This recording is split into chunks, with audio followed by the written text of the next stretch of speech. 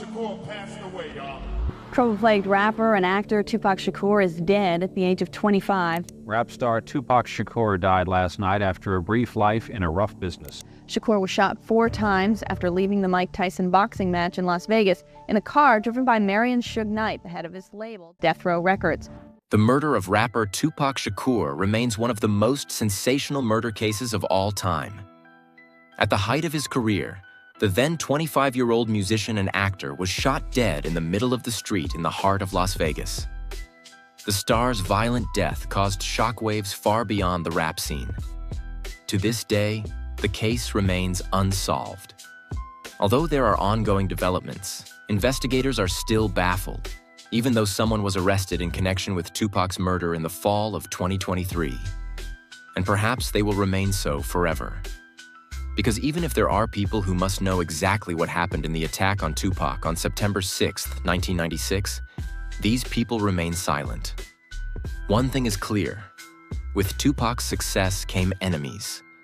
In this case, it's about the dark side of the US rap scene, about gang disputes between the East and West Coasts, and about conflicts with other musicians that may have ended fatally. The East Coast don't love Dr. Dre and Snoop Dogg. The East Coast ain't got no love for Dr. Dre and Snoop Dogg and Death Row. Y'all don't love us. Any artist out there want to be an artist and want to stay a star, and don't want to have to worry about the executive producer trying to be all in the video, all on the record, dancing. Come to Death Row.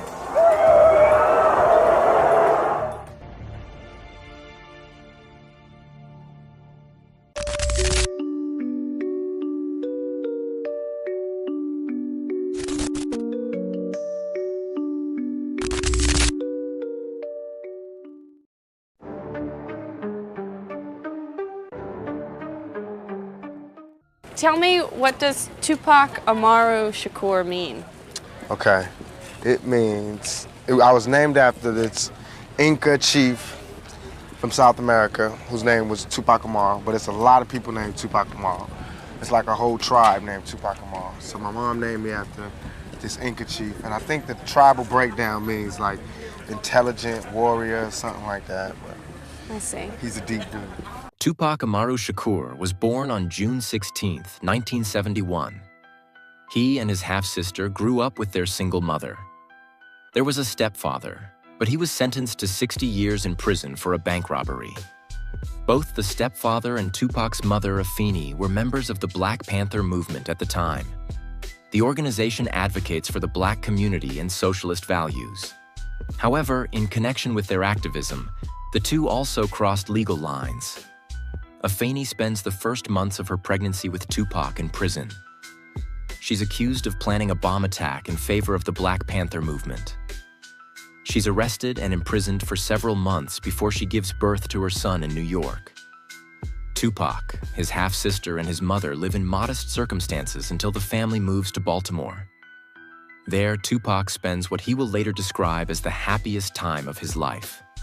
He has a lot of access to culture and art of various kinds because his high school has a special focus on these areas. He engages in poetry, ballet, theater, and, increasingly, rap music. The following interview, in which Tupac reflects on his childhood, was also conducted at that time. He was only 17 years old at the time. No, actually, I think it's, well, okay, from my mother's point, well, if you grew up happy, too happy, you know, like in fairy tale land, not fairy tale, I mean, if you grew up where, you know, every Christmas you got a present and every birthday you got a present and every holiday was a holiday and everything was peachy, your parents took care of everything and you just grew up. I don't think that prepares you for the world. You know, my mother had a really bad childhood and my father had a bad childhood and I had a bad childhood, but I love my childhood. Even though it was bad, I love it. I feel like it's taught me so much. And I feel like nothing can faze me. You know, nothing in this world, nothing can surprise me. But just a few months after this recording, Tupac was indeed surprised by life. In 1988, the family moved again, settling near San Francisco. At this point, as Tupac himself later said in retrospect, he went off the rails. The time when he was able to express himself artistically in Baltimore was over. Instead, the family was once again confronted with harrowing reality. I wanted to go to college. I went to school all the way and was ready to go to college. The only thing that stopped me was money. The time all the kids in my school was writing applications to go to college, I didn't have no lights and no electricity. Tupac's mother, Afeni, was a heavy drug addict at the time. Her relationship with her son suffered greatly as a result. She regularly used crack and slid further and further down. Tupac himself starts making his money from drug deals and associates with shady characters. Although he resents his mother's addiction, as a teenager he makes money from drug deals himself. Everyday life is much harder for the family than in almost idyllic Baltimore. They got little Italy, little everything. They don't have a little Africa, they got the ghetto, and we think that that's ours. That's not even ours. That's just what was left over. At the same time, Tupac gradually managed to gain a foothold in the music business. His initial interest in rap had now become a real passion. This music style could be easily combined with two of Tupac's other passions, dancing and writing rhymes. Tupac not only has undeniable talent, but also manages to make valuable contacts over time. Even though his performances are only small and mostly take place in local clubs, the young rapper stands out. On stage, he has a special charisma. And in 1991, Tupac's talent and ambition began to bear fruit. He became a background dancer for the rap group Digital Underground. Later, he had small raps in the band's songs. And so the talent that would become one of the greatest rappers of all time in the years to come was finally discovered. Tupac signed a contract with Interscope Records, a well-known record company, with which he released his first album in 1991. From now on, everything seems to happen quickly, because the record is a huge success. In addition to numerous performances, Tupac now even gets roles in some feature films. In the following years, the rapper sells millions of records and is transformed from an artist into a brand. He not only shapes rap, but the entire pop culture. In his lyrics, Tupac deals with his difficult past, but also takes a stand on political and social issues. In the eyes of young rap fans and a large part of the Black community, Tupac captures the spirit of the times with his songs. Others, such as the then-conservative Vice President Dan Quayle, cannot relate to his art. But such controversies only further drive Tupac's success. Almost every rap artist we see on stage today was probably inspired by Tupac, whether consciously or unconsciously. Tupac's family life is also improving again. His mother, Afeni, successfully completes a detox. The relationship between mother and son becomes closer than ever. So, in his 20s, Tupac not only has a successful career, but also a good relationship with his mother. In addition, in 1996, he falls in love with his girlfriend Kidada, with whom he soon gets engaged. But with success also comes a dark side.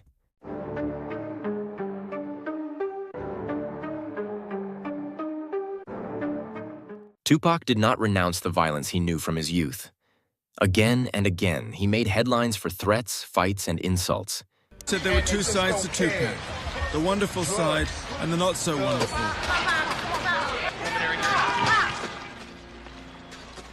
In 1992, a scuffle broke out during an autograph session at a festival.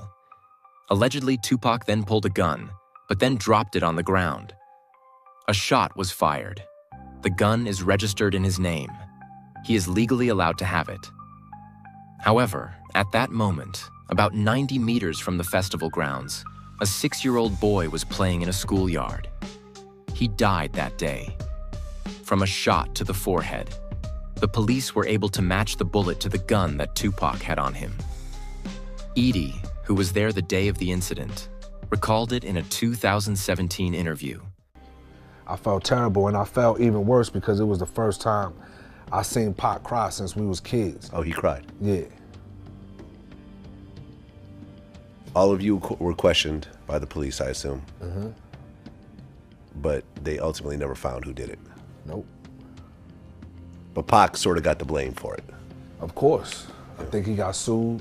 Tupac claims that someone from his entourage accidentally discharged the weapon when he picked it up from the ground. Tupac's stepbrother came under suspicion. However, nothing could be proven against him, so that a charge was impossible. This was followed by a legal dispute with the surviving dependents of the 6-year-old. In 1995, Tupac paid the family a 6-figure sum in damages. In 1993, Tupac was arrested again for shooting at 2 plainclothes police officers. There are conflicting accounts of exactly what happened. Some say that Tupac acted in self-defense. Others claim that he was the first to draw a weapon and shoot the 2 men after an argument. The 2 police officers become entangled in contradictions. Ultimately, they agree to drop the accusations on both sides. In 1994, Tupac was seriously injured in a shootout. The incident took place 2 years before his assassination. The rapper was at Quad Studios in Times Square, New York City, when the building was raided. Tupac was hit by 5 bullets. He survived the attack, but was seriously injured. Only 5 hours after the emergency surgery that saved his life, he left the hospital against medical advice, sitting in a wheelchair.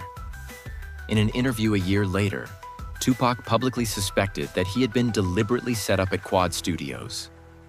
He accused the producer Sean Combs, aka Puff Daddy, as well as the rapper the Notorious B.I.G., also known as Biggie. Both are said to have known about the plan to attack the studio during Tupac's presence.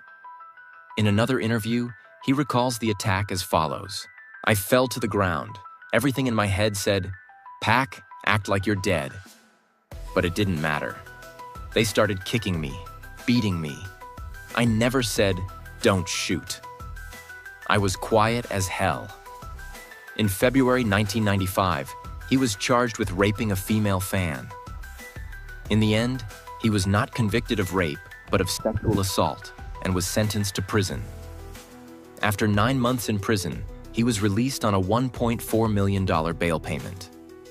The money came from none other than Suge Knight. Knight is the head of Death Row Records. In return for the bail payment, Tupac is obliged to release 3 albums with Suge Knight's record company. And that ends Tupac's time at Interscope, his previous label, where he also released his first album. And the change is perhaps the moment when Tupac's fate was sealed.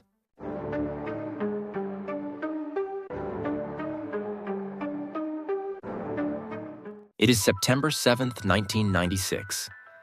That evening, a boxing match is taking place at the MGM Grand. The MGM Grand is located in the middle of the Las Vegas Strip, the party mile of the infamous city. On September 7th, 1996, Mike Tyson is boxing against Bruce Halpin. Tupac is in the audience to watch the boxing match. He is with Suge Knight. Also, Tupac's fiancée Kidada and members of Tupac's entourage are on site. The first fans are already lining up in front of the location in the afternoon. Not only admirers of boxing legend Mike Tyson, but also of Tupac. Even before the fight, there is talk that Tupac will watch the fight that evening. Tupac himself spends the afternoon in a casino and wins a lot of money there. The boxing match does not last long. Mike Tyson defeats Bruce Halpin after 109 seconds. As early as 8:30 p.m., the first visitors are streaming out of the MGM Grand and onto the streets of Las Vegas. Tupac and Suge Knight are also on their way out. However, they get into an altercation in the lobby of the building. At around 8:50 p.m., Tupac, Suge Knight, and their entourage get into a fight with members of the Southside Compton Crips gang. The physical altercation is said to have broken out because Suge Knight is close to another gang, the Piru Bloods. And the Bloods and the Southside Compton Crips are enemies. There are many rumors about the exact details of the dispute in the casino foyer. A man is said to have told Tupac that Crips member Orlando Anderson had stolen a necklace from a member of Tupac's entourage that was released by his label Death Row Records. This is said to have led to a fight between Tupac and Orlando, in which members of both sides then became involved. Published camera footage from the evening of September 7th, 1996, shows Tupac and Suge Knight clearly fighting with members of the Compton Crips. Other sources state more precisely that someone from Suge Knight's entourage had been beaten up by a Crip a few weeks earlier. The man had apparently pointed this out to Tupac, whereupon Tupac is said to have opened the conflict. It is shortly after 9 p.m. when Tupac and Suge finally leave the MGM Grand. They drive back to the hotel where Tupac is staying with his girlfriend and his cousin. There, Tupac changes his clothes for the second part of the evening. He tells his cousin and his girlfriend about the fight with the Crips and enthusiastically recounts how he himself fought like Mike Tyson had done in the boxing ring. After that, the rapper and Suge Knight, the head of the record company, go to the after-show party.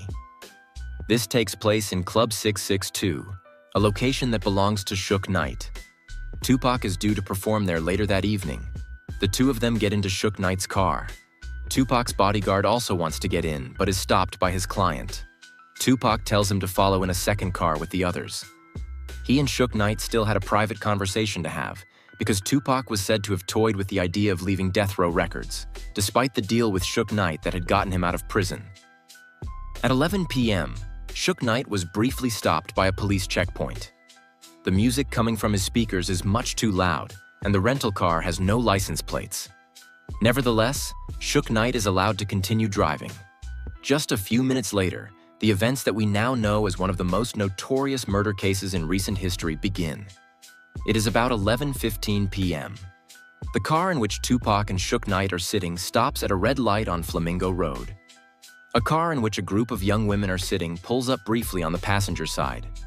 The women chat briefly with Tupac, then drive off.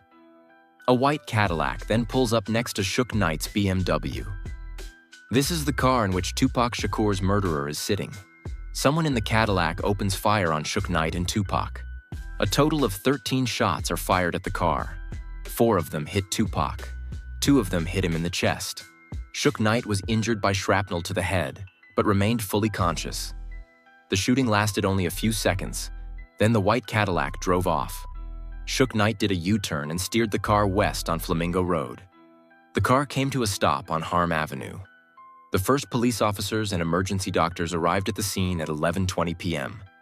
One of the police officers remembers the incident very well. He opens the passenger door of the car. The seriously injured Tupac falls to the ground in front of him. He is conscious, but it is obvious that his condition is more than critical. And I looked at him and I said, "Who shot you?" And he looked at me and he was trying to get his breath together, and I thought I was going to actually get some cooperation. So he looked back at me and he said, "F you." And after he said that, his eyes kind of rolled back, he started to gurgle, and he lost consciousness.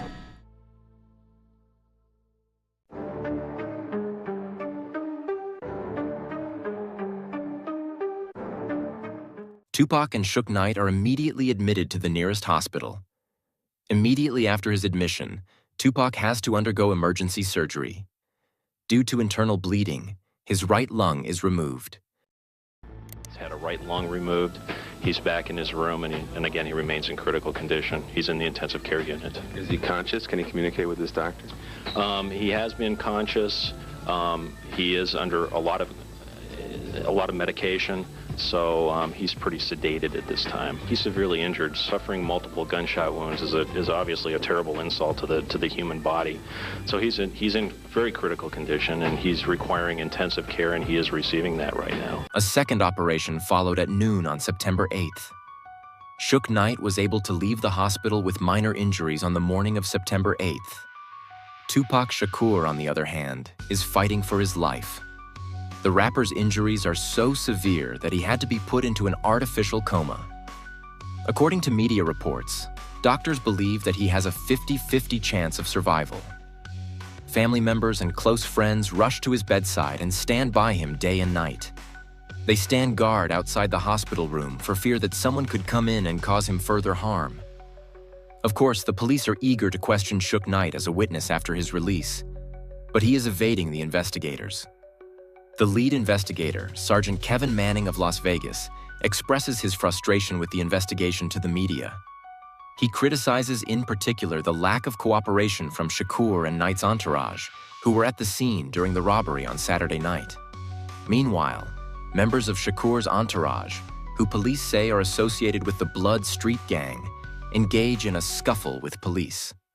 4 of the men are taken away in handcuffs but are later released. 5 days after the shooting of Tupac, there is another death. A Crip gang member is shot while sitting in his car. There are rumors that the murder was in retaliation for the attack on Tupac. Authorities also maintain a vigil outside Shakur's hospital room to avoid any trouble. Shook, meanwhile, finally makes himself available for questioning by the Las Vegas police. However, he claims to have no further information. Tupac is in the hospital for a week. He remains in a critical condition, is on a ventilator, and continues to have seizures. On September 13, 1996, the life of the influential musician comes to an end. The doctors have stated that the cause of death was respiratory failure and cardiac arrest. Tupac Shakur dies at the age of just 25. He was only 25 years old. He was like 1 year older than me.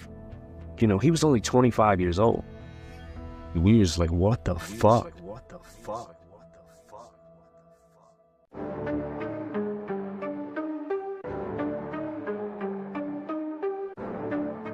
Although the news about Tupac's critical state of health has been circulating for days, the reactions to his death are overwhelming. Even outside the rap scene, people are shocked by the musician's violent death. The fact that a music icon can be shot like that on the open street and the perpetrator can flee is incomprehensible to many. Only about 2 months after the attack on Tupac, a witness to the crime dies. On September 7, 1996, Yaki Gaddafi was in the car that was driving behind the car of Tupac and Suge Knight. He was part of Tupac's entourage. Gaddafi is not only a friend, but also a cousin of Tupac. On November 10, 1996, Yaki Gaddafi is shot dead in an apartment in the U.S. state of New Jersey. It is later said that Yaki Gaddafi was able to observe the attack on Tupac closely. He was even able to see the shooter and had eye contact with him. However, he never made a statement to the police. Unfortunately, the exact circumstances of Yaki Gaddafi's death are not publicly known. Almost exactly 6 months after Tupac's death, another rap icon dies. On March 9, 1997, Tupac's great rival, the notorious B.I.G., aka Biggie, is shot dead in Los Angeles. The murder of Biggie was never solved either. The rapper was only 24 years old. To this day, numerous legends surround both the death of Tupac and that of Biggie. Not least, there is speculation about the extent to which these two murders could be connected. We will look at this in more detail in the following chapter, when we take a closer look at a few theories. But first things first, Tupac Shakur will not be forgotten after his violent death. If anything, his fame has only been cemented by his tragic murder. To this day, Tupac's murder remains one of the biggest pop culture phenomena worldwide. Even today, Tupac's music is streamed millions of times. Documentaries are produced and books are written about him. Again and again, the media come back to the same question. Who killed Tupac, and with him one of the most successful rappers of all time? In 2018, the Netflix series Unsolved, the Tupac and Biggie murders was released. The broadcast sparked new interest in the two mysterious murders. Everyone seems to think they know what actually happened. Anyone who was actually familiar with Tupac or the case as it actually went down back in 1996, they say that the case is simple, and the reason that we don't have an answer 27 years later, depending on who you asked, is it just is delayed, whether it comes to, you know, young black men or people of color not being tried fairly by law enforcement, or depending on the other side, they'll call it street justice and the fact that people don't want to snitch.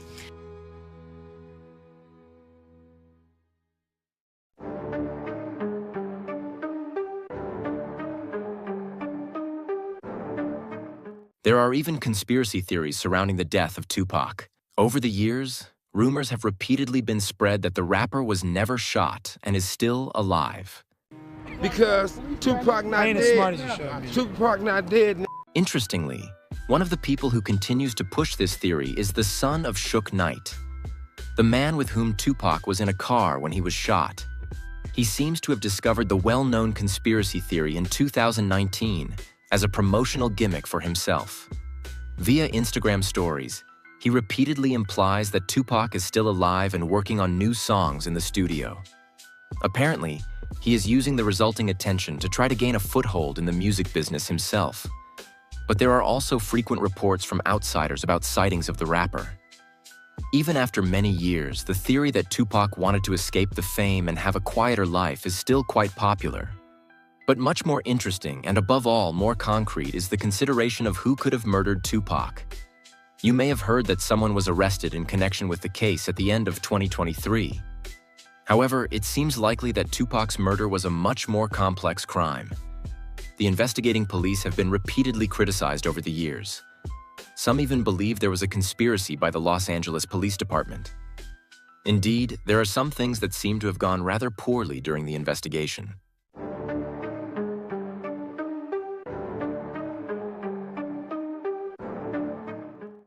In 2017, it was reported that the gun used to shoot Tupac was found in a backyard in Compton in 1998.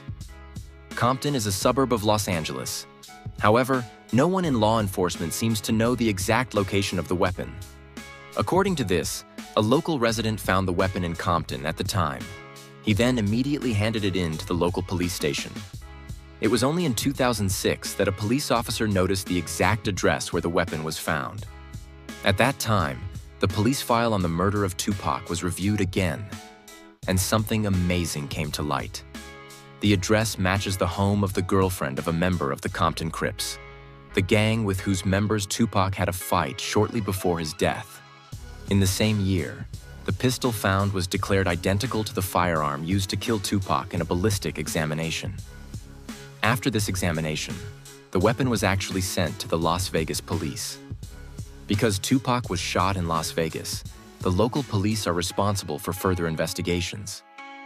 However, the Las Vegas Police Department does not believe that the weapon found was really the murder weapon, even though the investigations by the Los Angeles police have confirmed that it is the weapon that was used to kill Tupac. A team of investigative journalists tried several years later to find out whether the weapon is now in the possession of the Las Vegas or Los Angeles police. Unfortunately, without success. Neither of the two police departments claims to have the weapon in their possession. Since then, the murder weapon has been considered lost, and the mystery surrounding Tupac's death has become even greater. The investigation quickly stalled in 1996. The police justified this by saying that the vast majority of witnesses were extremely uncooperative. Police violence against Black people is a complex issue then as it is now. Many rappers deal with it intensively and bring the problem into the mainstream with their lyrics for the first time in the 80s and 90s. In disadvantaged African American neighborhoods, many people adhere to the so-called code of the streets.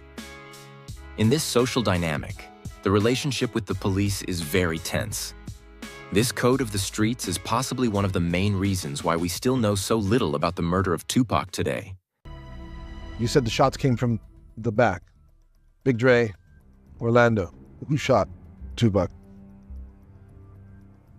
They keep for the code of the streets. It just came from the backseat, bro. At the same time, there's a rumor that some of the police officers in charge had close ties to Death Row Records, Suge Knight's label. However, thanks to the scant information about the murder weapon, there is at least one other connection to the Southside Compton Crips. A friend of a gang member is said to have lived where the murder weapon was found 2 years after the murder. And we know that Tupac had run-ins with members of the gang in the hours before his death. This is exactly what put the police on an interesting trail back in the 90s.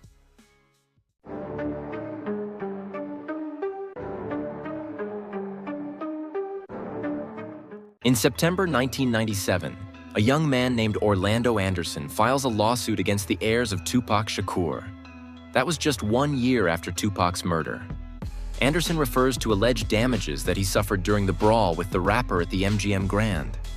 Now he is demanding compensation for pain and suffering, because Orlando went down during the fight when several people from the circle of Tupac and Suge Knight beat him up. Tupac's mother, Afeni Shakur, then filed a wrongful death suit against Anderson. She claimed that Anderson was the murderer of her son, and Afeni Shakur is not alone in this suspicion. Over the years, several police officers have stated that they are certain that Orlando Anderson shot and killed Tupac. The rapper's murder could have been an act of revenge for the brawl at the casino. In addition, Suge Knight, who was with Tupac at the time, was close to a rival gang. But like so many key people in this case, Orlando Anderson is no longer alive. Just 2 years after the shooting of Tupac, Anderson was killed on May 29, 1998. He was killed in a gang shootout in Los Angeles. Until the end, he always denied being responsible for the murder of Tupac. Is it Orlando? Yes. Let me just ask you point blank. Did you kill Tupac Shakur? I didn't kill Tupac.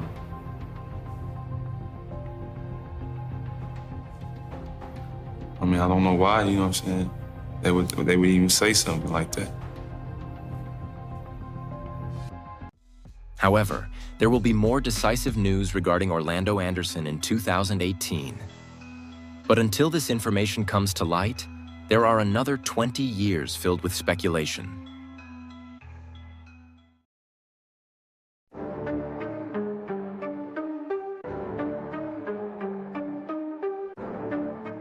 In the US rap scene of the 90s, there is a great rivalry between the East and West Coasts. The label Death Row Records, owned by Suge Knight and Tupac's label, belongs to the West Coast.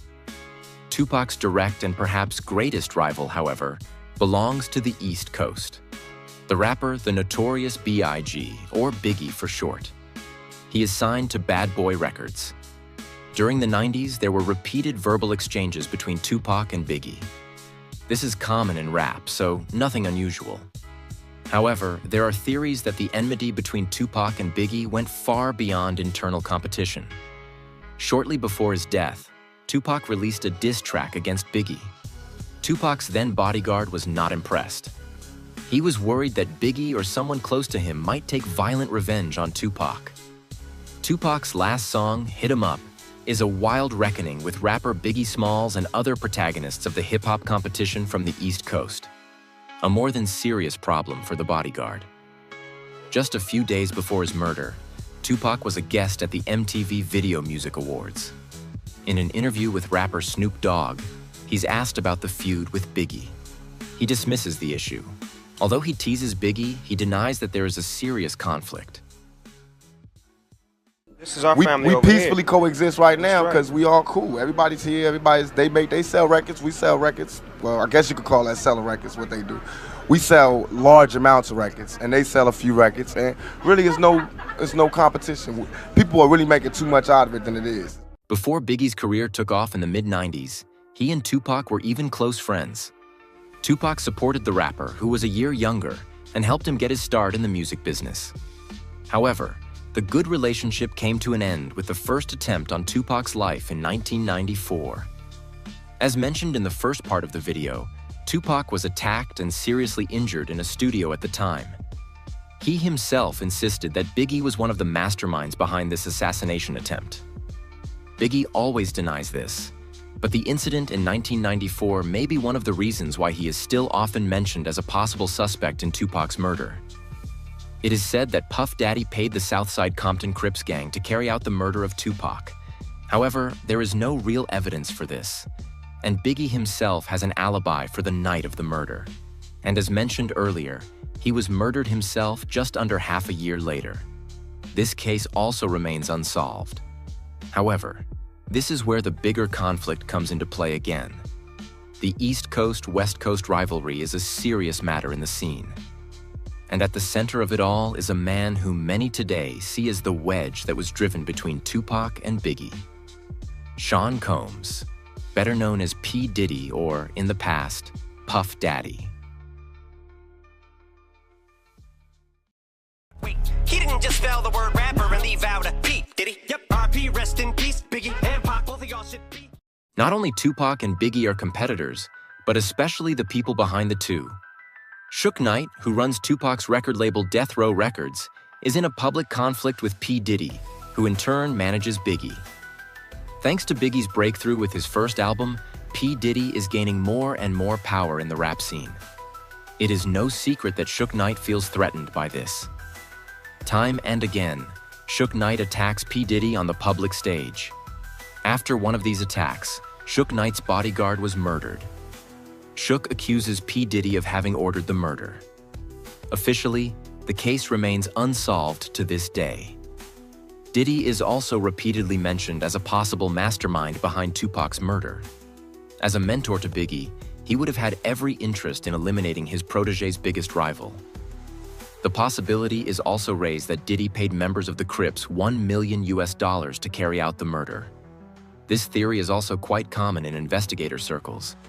Maybe you still remember that the argument between Tupac and Orlando Anderson flared up in the casino because of a stolen necklace. Orlando is said to have stolen this necklace from a member of Death Row Records, Tupac's record label. There is a rumor that P. Diddy put a $15,000 bounty on the head of anyone from the rival label. This is only hearsay in the context of the theory, but it is an interesting aspect. P. Diddy himself remains silent on the allegations. When asked about it in interviews, he refuses to provide any further information. So he's not confirming the rumors, but he's not denying them either.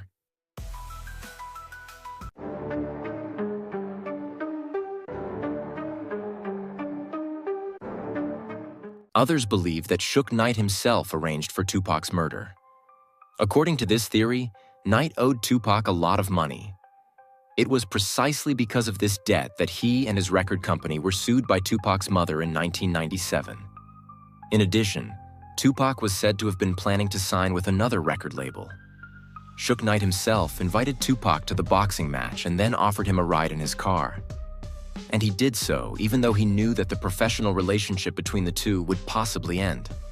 So in theory, Suge Knight could have ordered Tupac to be rolled out of the way so as not to have to pay him the millions in debt. According to a police officer who was on duty at the time, there is no record of Suge Knight actually being injured during the attack. There are no hospital or police records of the alleged bullet fragment wound. Suge Knight is currently serving a 28-year prison sentence, though not in connection with the murder of Tupac. In 2015, Suge Knight killed 2 people. You may know the movie Straight Outta Compton, which deals with the rap scene of the 90s. Suge Knight feels misrepresented in this movie. In January 2015, he encountered a man named Clee Sloan in a parking lot. He is the one who advised the film's producers. Suge Knight confronted him, and the two got into an argument. Suge Knight then hit Clee Sloan with a car, seriously injuring Sloan. Knight drove away and ran over his former business partner, Terry Carter. Suge Knight is now in his mid-50s. There are persistent rumors that he has a serious illness. It is questionable whether he will ever get out of prison again. Before his conviction, Suge Knight had repeatedly made cryptic comments and strange statements about Tupac's death in interviews. In principle, Suge Knight's behavior confirms exactly what the police say is the reason for the slow investigation. The witnesses in this case are extremely uncooperative. Nobody seems to want to talk to the police. However, there is one man who at least partially changes that, and thus makes himself extremely suspicious.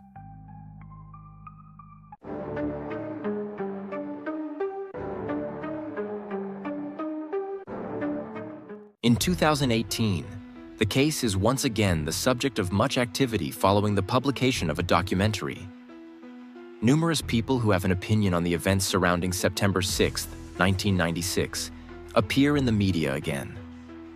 Among them is a man named Dwayne Davis, also known as Keef D. He claims to have been sitting in the front seat of the vehicle from which the fatal shots were fired at Tupac.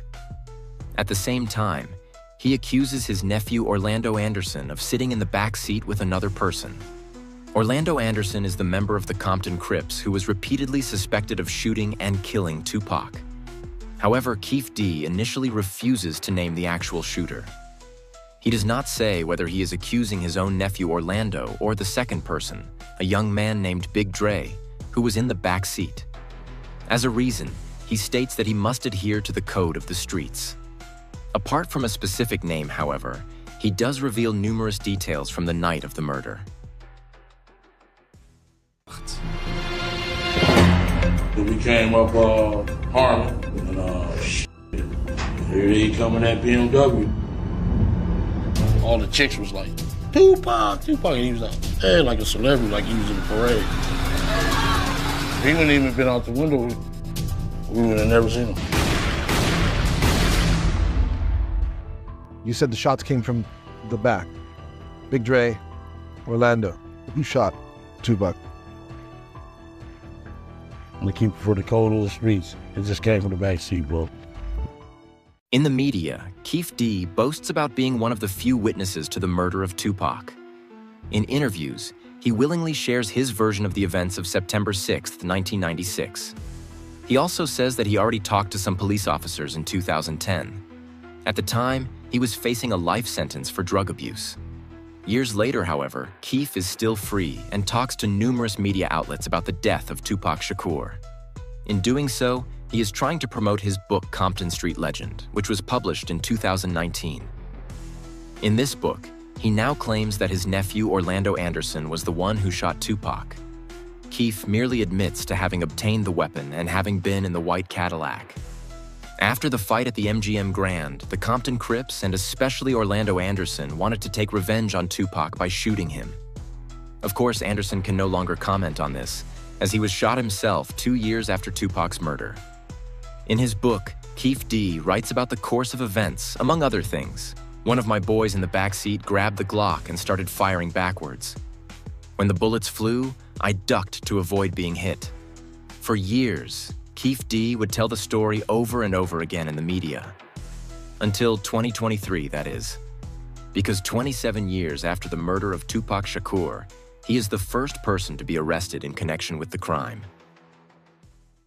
Breaking news just into CNN. Las Vegas police have arrested a suspect in connection with the 1996 drive-by shooting death of legendary rapper Tupac Shakur.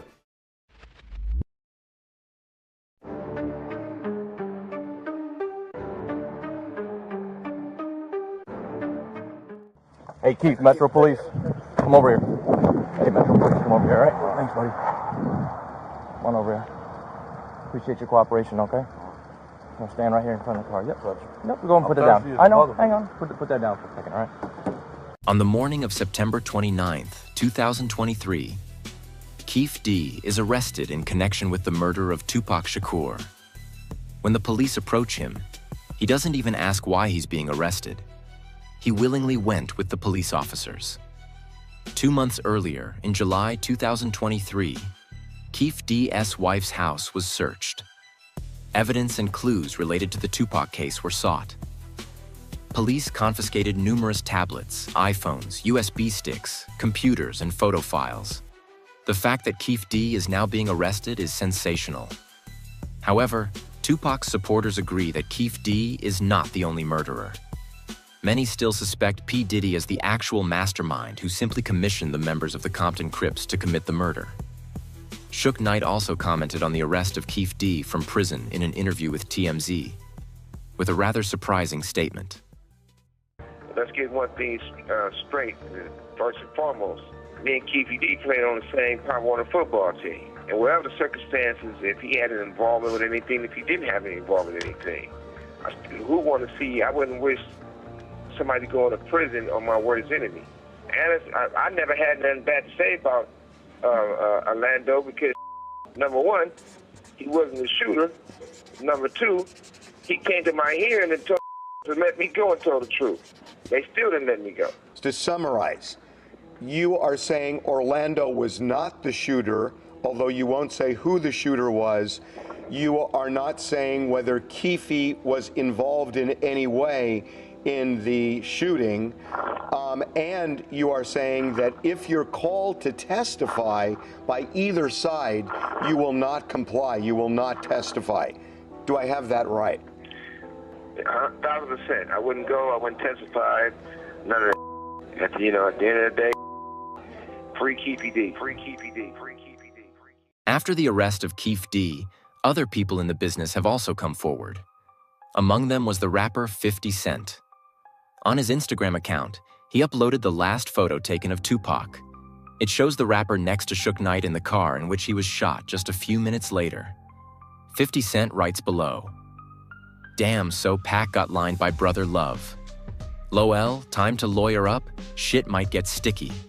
In doing so, 50 Cent is referring directly to P. Diddy. This is because he is also known as Brother Love. In fact, Keefe D is said to have told in 2008 that P. Diddy had given him the order to murder both Tupac and Suge Knight. Keefe D then procured the murder weapon. Now he testifies that his nephew Orlando fired the fatal shots. It will be exciting to see whether the now 60-year-old Dwayne Davis makes even more extensive statements.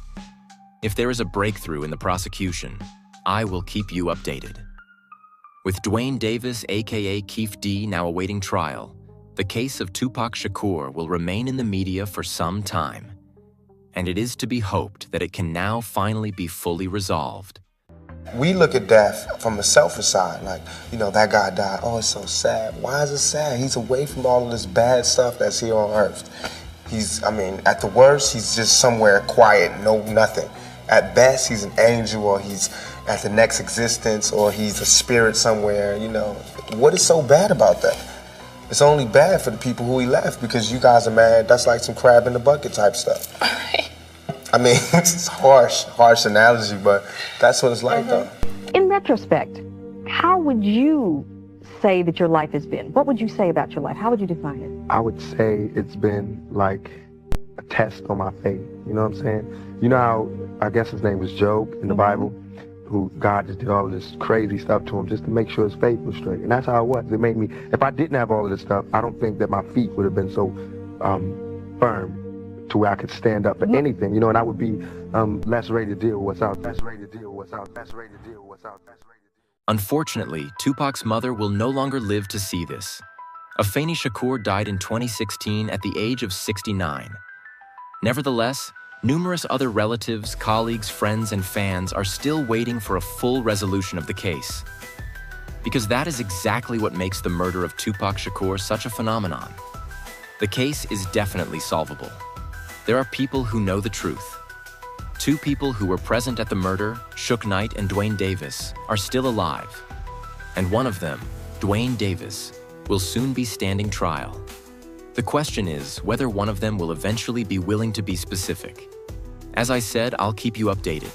I'd also be interested to hear your feedback on this video.